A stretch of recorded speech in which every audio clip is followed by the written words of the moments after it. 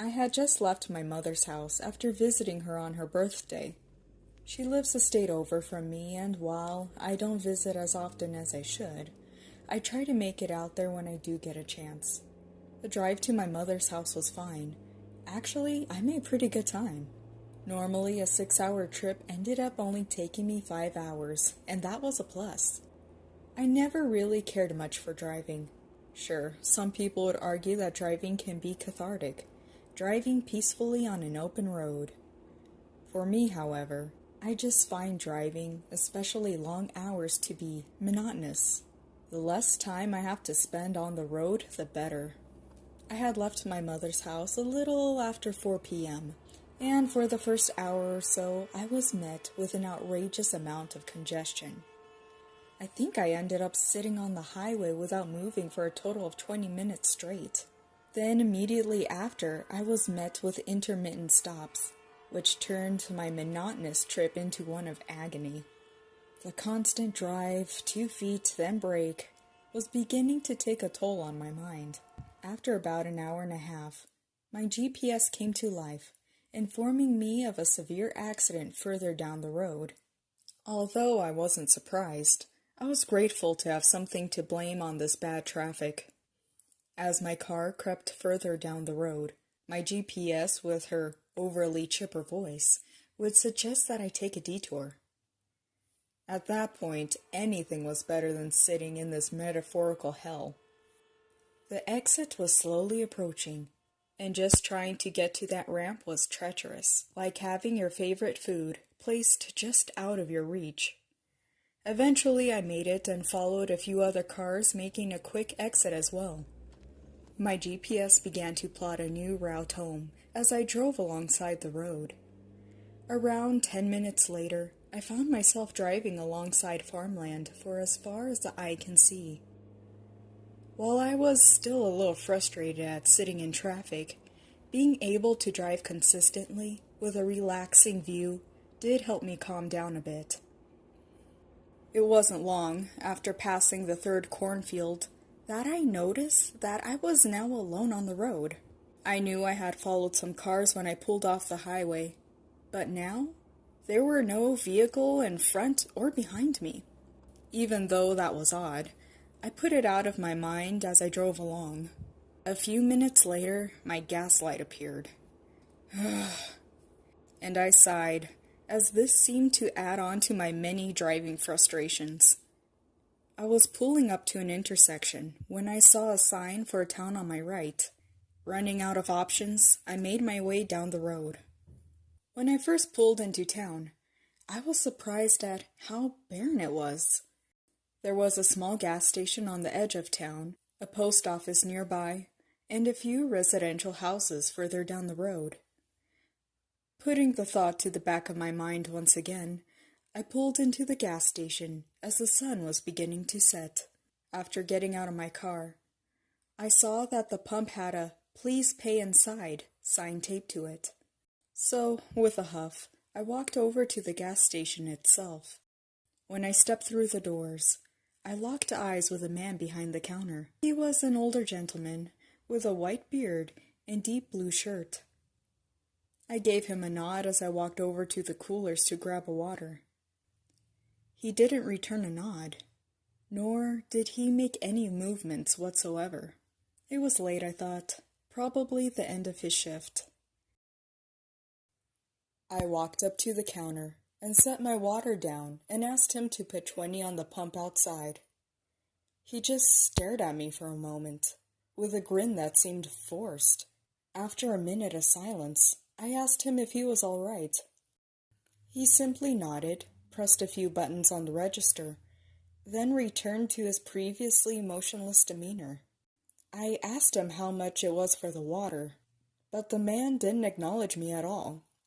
Feeling too tired to deal with all of this, I just set a 20 and a few ones on the counter and headed back to my car. As I was filling up my car, I noticed something even stranger than the gas station clerk. There was a woman standing in the middle of the street. I watched her until my tank was topped off, wondering what the hell was she doing. After I finished, I walked into the street, taking care to check for oncoming cars. As I approached her, I asked her if she was doing all right. She had the same odd grin as the clerk. I gently placed my hand on her shoulder, and she turned to me. I asked her if she knew that she was standing in the street, to which she replied, "Oh yes, we are happy here." She turned back away from me and continued staring down the road. At this point, I was ready to leave, and not just because my tank was full. I got in my car and carefully drove around the woman as she remained motionless. As I drove through town, more and more things stuck out at me. The post office nearby had 4 people at its doors. Though I had a friend that works at a post office, and they don't stay open very late at all. So either this was a unique post office, or those people were waiting to get inside a closed building. I began to pass the houses next. One house had a man raking his front lawn. Normal enough, although there wasn't a single leaf anywhere to be found. Across the street from him was a house that had a small seesaw in the front yard, with 2 children playing on it. Except they were both sitting on it evenly, staring at each other, not going up and down. I started to pick up my pace as I wanted more and more to get out of this strange town. But I soon regretted that decision, as flashlights filled my rearview mirror. I groaned as I pulled over to the side of the street. I watched through my mirror as the police officer stepped outside of his vehicle with a large grin plastered across his face. He slowly walked up to my car and stood there. I had been pulled over before, and one thing I learned is that you wait for instructions from the officer. After a few minutes came and went, I rolled down my window and asked if there was a problem. With a relatively happy tone, the officer said, "You have the right to remain silent."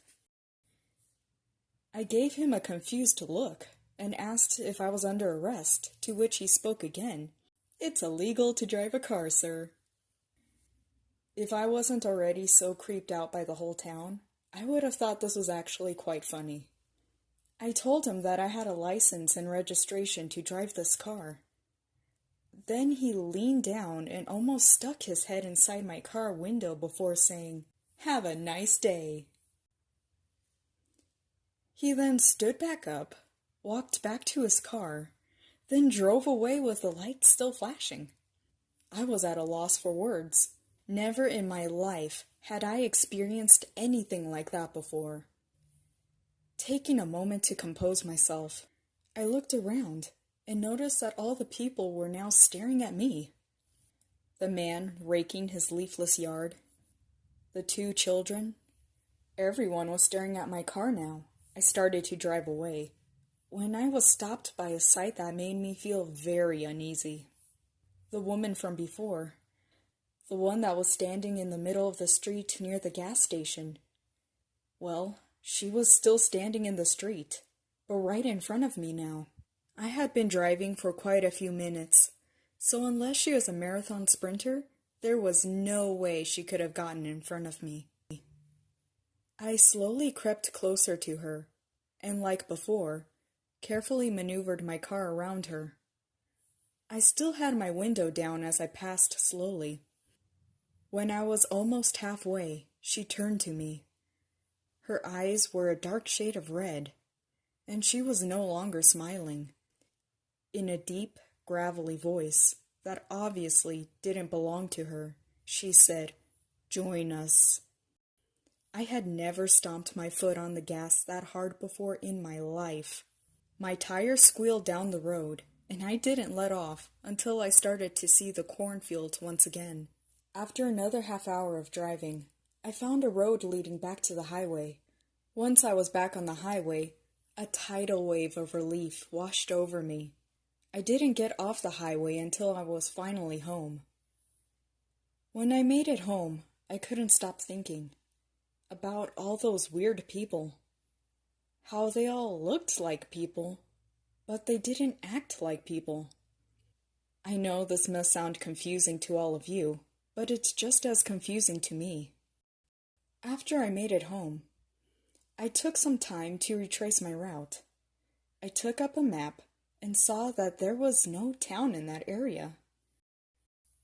I'm not entirely sure of who they are, or even what they are, but I think next year I'll send my mom a card for her birthday instead. Sorry, Mom.